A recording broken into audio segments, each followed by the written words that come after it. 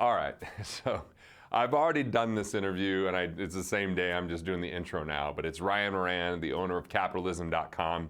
We spoke on stage years ago at this conference, and then I've spoken at his events a couple of times and gone out to lunch, and we actually hung out at Burning Man, and as two sober dudes pontificating on the philosophies of life. Nerdy, I know, totally, but we just dove right into some pretty cool conversation about what's going on in the economy, how to prepare for things, but really looking at all the positivity that occurs and how you can profit and be positive about this and what binds us and connects all of us and what the misinformation is that misleads people, and just really practical steps combined with plenty of philosophy. So enjoy. Money can be complicated. Let a nerd help you. We're here to demystify the complex nature of money by getting you answers from financial nerds and whiz kids. Welcome to Ask the Money Nerds, a weekly segment of the Wealth Labs podcast where we answer your most pressing money questions. I want the podcast to start with, all right, let's talk about money and Jesus here for a second. So you made this comment that about how so many people view money as the root of all evil. Right. And so, I don't know if you know this about me, I went to school to be a pastor. So that passage in scripture is mistranslated. Right. Because only part of the sentence, for one thing. Well, yeah. Well, first of all, the exact sentence is that the love of money is the root of all kinds of evil. It's often repeated as money is the root of evil, which is not the whole sentence. But actually, the original translation is like the word love is more like obsession. The obsession with money is the root of all kinds of evil. And what is obsession? Obsession is focusing on what you do not have. That is obsession. So it's actually the lack of money, the obsession with your lack of money, what translated in English as love, is a root of all kinds of evil. So what would that look like? It would look like stealing.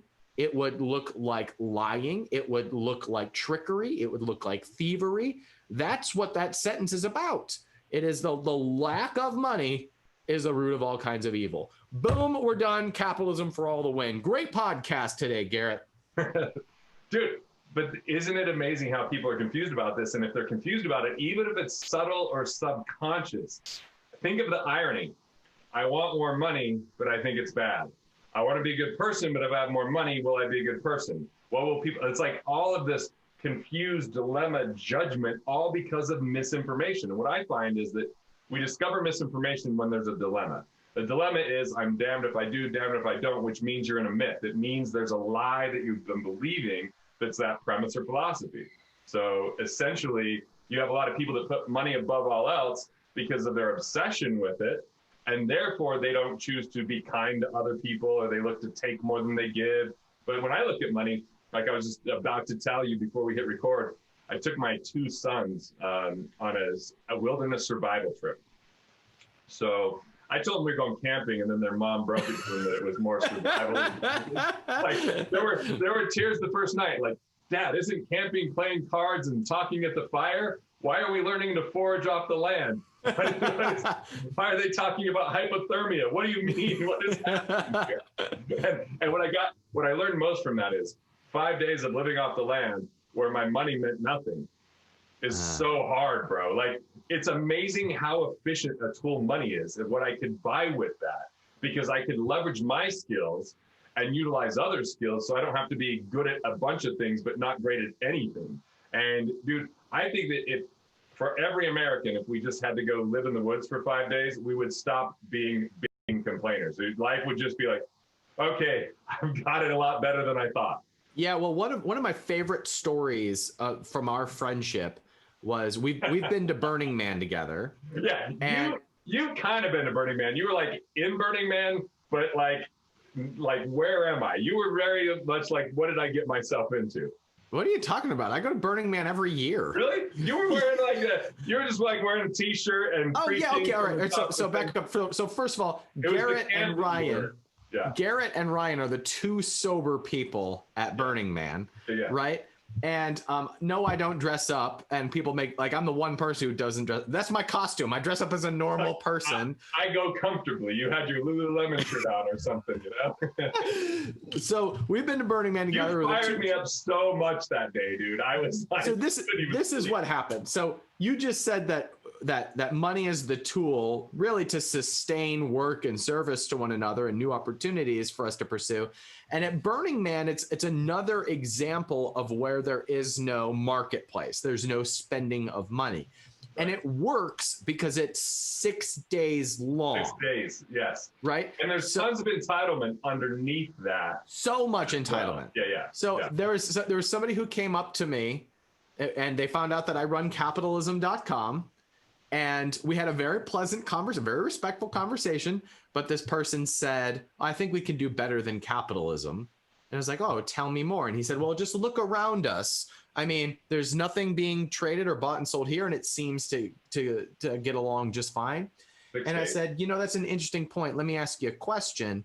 What's the one thing that is provided for us as a socialized thing? What is the one thing that gets provided for by Burning Man? And he said, well, the toilets, of course. And I said, have you been in there lately?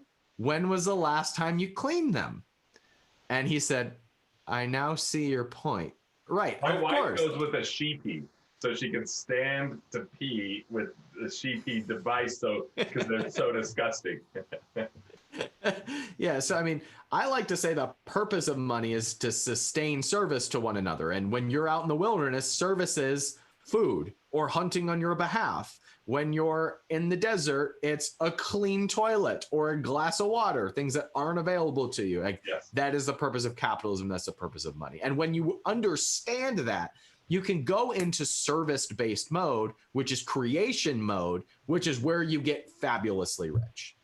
So I love it. You said it so well. If we look at dollars, I'll say that money is a representation of a moment. It's a snapshot in time. It represents value, but it's not why we're valuable, and it doesn't dictate what our potential is or what we're capable of doing, but it does tell us what we can utilize with other people that they choose to freely opt into. And so, sometimes people confuse their self-worth and their net worth.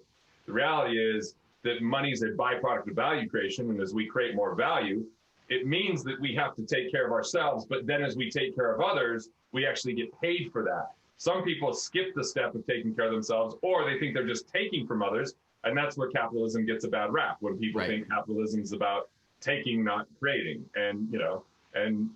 But there's no system that takes more than communism, and also stifles creativity, stifles ability, and has this great lie that people somehow are just going to wake up and be provided for. If you wake up and you're provided for with never doing anything, it means either A, you're part of the lucky sperm club, congratulations, right?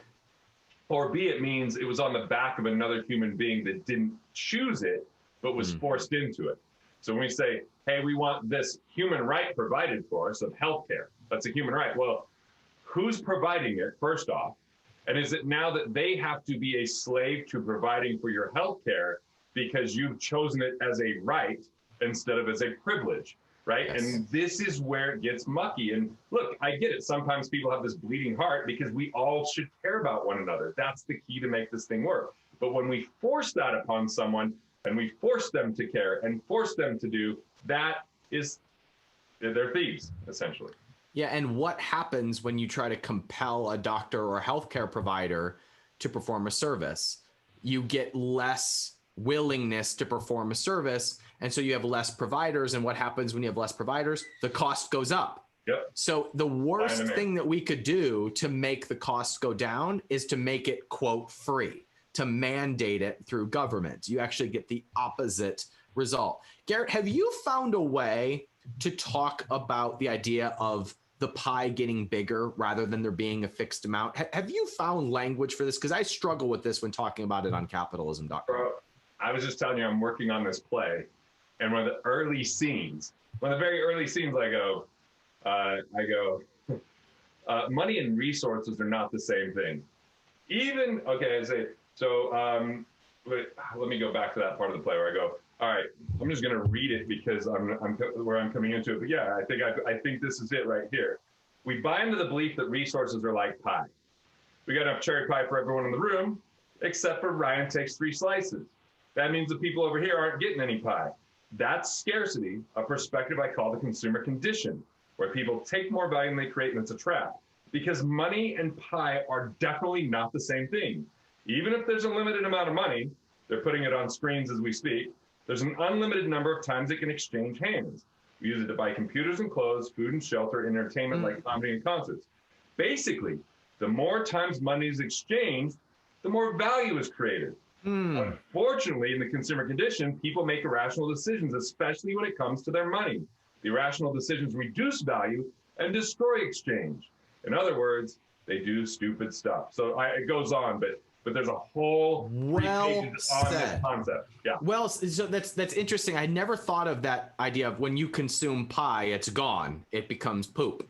You know, Right. but when you consume money, and it keeps getting circulated. And the very fact of if all you did was have money in the bank loans against that. The loans that they pay interest on that loan. It's back in circulation as soon as it's there. Right. So there's really no way to hoard money. There's no way to consume money. It's just energy that goes back into the system. Well said. Yeah. Think of it more like a river, like the Amazon River, than a dam. Like the Great Salt Lake. I live in Salt Lake. Is a dead lake that has a stench. Nobody lives around it. It's just dead. But the Amazon River has so much flow to that river that there's miles of fresh water in the ocean where it enters. And there's an abundance of life to the point where we'd be scared to probably get in that river because of how much flow there is. And so money's about flow, and exchange creates wealth. The more times dollars are exchanged because we serve others, solve problems, or deliver value, the more wealth is created. So dollars follow value. If you want to create more value, create a more compelling vision. You want to create more value, solve a bigger problem. You want to create more value, discover what your talents are instead of expecting someone else to hand you something. Handing, like unearned income, where someone just hands it to you, that's called a gift, or it's called a curse, because sometimes when people inherit money, they feel different about it. They feel guilt and shame, and then they go, those damn 1%ers, I'm one of them, but I'm giving all my money away because they didn't earn it, because they're not stewards of it, right? Yeah, and right now, you work with a lot of high net worth people. How are you approaching being a good steward of that money when we've got 0% interest rates, we've got a changing economy? Like, what's going on for you in this analysis? Has anything changed in your approach right now? Yes, it has. So Tell me. So in the past, people could be a little bit passive with their money and be okay. I wouldn't call it great, but they could be okay. Yeah. But in the next 3 to 5 years, the transfer of wealth will be so substantial that if you choose just to set it and forget it, invest early, often, and always, put it in a public market and hope that it works out in a mutual fund, it's a very dangerous time and territory because of what's happening. First thing we have to understand is in the next decade, in the next 10 years in the United States alone, 50% of the wealth will transfer hands, because 418,000 businesses on average per year will be sold that are private businesses. We're talking about almost 5 million businesses in the next 10 years are going to exchange hands. Well, there's going to be people now that have that cash. There's going to be people that have to buy those. The second thing is the stock market has been overly propped up and overly valued without consideration for technological advance that will start to decimate it, and hasn't been taken into consideration a number of eroding factors. And the reality is 84% of the gains in the stock market are got by 10% of the investors, which are mostly hedge fund managers that are actually trading short and long at different times. So when they say the market did 6% in a year, it might be 3% for the average investor just setting money aside, and inflation is going to decimate that 3%.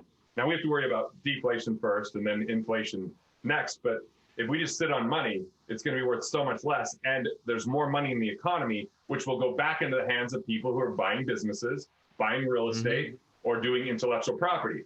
Everybody else that's just handing money over or setting on it and saving it without intention for it will find out it will be worth less, and that they will be in a more dangerous situation because the things that they want to buy that actually matter from an investment standpoint will be further out of reach. So it is a critical 3 to 5 years that people start taking responsibility with their finances and do something about it. Otherwise, the middle class is going to become lower middle class in the next 5 years, and the upper class is going to become really wealthy if they're thinking about investment and leverage and acquisition instead of savings. Yeah, so in other words, in even 10, 15 years ago, having a more passive approach made a lot of sense. And I remember kind of the old business like presentation that would say like, well, you just park your money and get 9% per year. Yeah, the And 90s, it made you sense could at the time. You could get like 15% in the 90s. And some people's mind's still stuck in the 90s. We're in a time where it's going to be like 6 or less. So it's not, and inflation's going to be much higher. So now, how do you figure that? Because that hasn't been the case in recent memory. I mean, we've had 20% gains for the last like 5 years or whatever it's been. So what's different in your opinion? Okay, so I've done a little bit of detailed research on this. Okay, so if we look from the year 2000 to 2015, which, you know, there's a couple bad years in there. There's the 08 to 010, 2000 to 2002. But the market, if we look at actual companies that went out of business in the S&P 500, and instead of, see, one of the tricks they do marketing wise, you know marketing well, so you'll understand that there's people that do these things. When there's a company that goes out of business in the S&P 500, they just replace it with the next biggest company.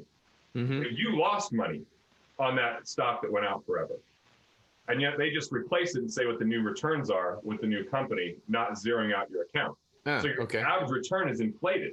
Your average return is not your actual return because of that loss. And then the second thing is volatility has a major impact on investing. So if you have 100 grand and you lose 10%, you're down to 90 grand. Now, when they say the market's rallied, we're back up 10%, you're at $99,000 if there were no fees. But there was fees associated. They don't waive your fees during downtime. So now you have companies that go out, you have volatility that's impacting you, and then we take into account inflation. From 2000 to 2015, the S&P 500 did 8.7% total return net of inflation, 8.7 total. Now, obviously, there's 4 really bad down years in there, but most people look at, well, I had a 20% year. Yeah, you did, but you also had 20% on a lower amount when there was 3 years of loss. So you're way far back from getting back to even, and you lost time value of money over those 3 years. So we also just see in the future, like, dude, how many small companies are going to overtake these big companies? If we look at the S&P 500, how many of those 500 companies do we not really love doing business with? But we like other up-and-coming companies that are using technology that can displace and make those other companies irrelevant, that they were only relevant because of past retail rules, or they're only relevant because of acquisition structures that are in a different sector that will start to compete with them in ways they can't see because they're not nimble, they're not quick, and they don't have innovation. So ultimately, we're going to see a higher rate of decline with companies going out of business. We have plenty of volatility. You're watching the volatility like crazy right now. The fees are in existence, and that's not even accounting for, Ryan, flash trading. Flash trading is skimming some of the returns from the average investor. So there's just so much complexity in something that has been made to seem simple. And my problem with it is, why is it synonymous with the majority of Americans that investing equals stocks? I look at the bigger opportunity in the small business sector, because if we look at if we just look at the multiple for a major company, like if we're buying the stock at this price, what does that mean this company's worth? A lot of times it's 20 times what its actual assets are. Mm-hmm. I can't think of a small business that people are paying that for. If we look at 96% of small businesses do less than $1 million of revenue. So less than $1 million of revenue doesn't get big multiples. It would be shockingly rare. A lot of times you're buying for 1 to 3 times of EBITDA, which for those that don't know EBITDA, it's earnings before interest, taxes, and depreciation. It's just a way to calculate after certain expenses what the company is worth. So we can buy that at a deep discount, and there's actually more room for growth in a lot of those things, because a lot of business owners, as you know, neglect their cash flow, don't focus on their money. They're doing it all through hard work and effort without systems and structures. And so there's a massive opportunity to gain in the small business market, is way more than the big businesses, way more than the stocks. Yeah, so let's go there, because I think it can be easy for the average person to see this as really bad news, but there's a lot of really good news in all of this too. Like when you mentioned that there's there are going to be a lot of big businesses replaced by up and coming businesses. And sometimes that can sound a little bit scary, but if we look at the last 20 years, where was Amazon 15, 20 years ago? Where was Google 15, 20 years ago? Where was Apple 15, 20 years ago? These were emerging companies at the time. These were companies that were just a blip on the radar. And now they're $1 trillion companies. I don't know about you, but when I was a kid, $1 trillion was like saying a kabillion dillion dollar. Like it was a number that didn't exist. Exactly. Right. And now you have multiple companies that are worth $1 trillion. Where was Facebook 10 years ago? I don't even know if it was public 10 years ago. And so those who were looking at those companies are now fabulously rich because they were looking at where the world was going, right, rather than where we are and where we have been. I work with my business is capitalism.com. I help people start businesses, specifically physical product businesses, because that's where I've seen people get the most traction and hitting their first million in a year or so. There was just a case study that came out. It wasn't out of our community, but there's this company called Laird Super Creamers. Are you familiar with this company? Super creamers? I know. Yeah, so they're a powdered coffee creamer company, okay, right? And like it's big, and it's actually big in our little circle in like the paleo health community, right? So I'm an amateur barista. I don't do powders. I just very good. Beginning, so that's very good. So this company does about $19 million in top line revenue. They're not profitable. Okay, so they're growing aggressively. 19 million is nothing to sneeze at, but it's not like their Facebook, right? They just went public and they currently have a valuation of $425 million, Garrett. Now, that's ridiculous. That's absurd. And it makes no sense. And I don't care, because it just shows how valued good emerging companies are, which is why I think it's the best time ever to take control of your finances by becoming an entrepreneur. Even little things that you start can become massively legacy changing for you and your family. And there's case studies like RX Bar, which was started in some guy's basement and sold for $600 million. There's Mirror, which was just a company started by a husband and his wife, and they were bought by Lululemon for $500 million in 2 years. There's Native Deodorant, which was started by one dude for $500. He started with $500. He sold to Procter & Gamble 2 years later for $100 billion. There's a bunch of these case studies. And so there's plenty of good news happening while the structure of everything is fractured. Well, and the other good news, you mentioned low interest rates, is for a down payment on a home, you can acquire a business. And with the interest rates the way they are today, the majority of those that you buy can cash flow from day one. Now, you have to get knowledge about it. You have to know what you're doing with it. You have to gain a skill set. But look, if people can go through school and learn math and science, they can learn business. Business is in some ways easier. In other ways, there's people and emotions involved, which makes it complicated. But, you've done it over and over, Ryan. So, you've got a formula. You understand how it works. And I just think that that's the news. The news is we've been trained, taught, and educated to wait for 30 years, hoping compound interest will save us. 95% of the time, people are not financially independent at age 65. So compound interest isn't the miracle it's purported to be.